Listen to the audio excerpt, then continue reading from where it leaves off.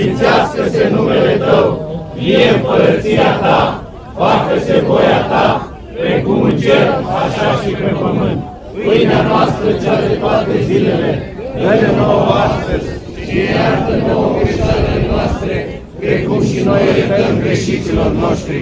Și nu ne duce pe noi în ispită, și ne izbăvește de cel rău.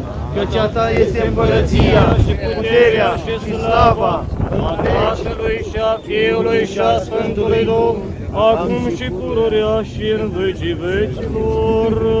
Amin. Domnul și Maica Domnului să ne ocrotească. Noi suntem români, noi suntem creștini. Important e să fim uniți în cuget, nu?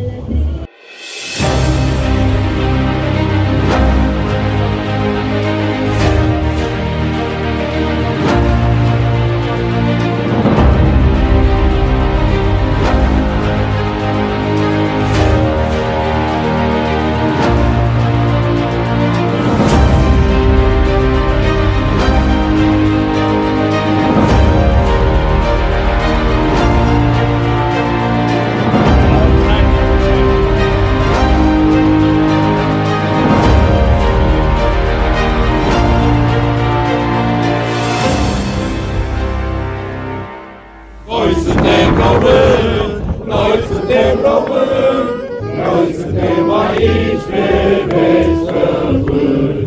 Noi suntem români, noi suntem români, noi suntem aici pe veci stăpâni.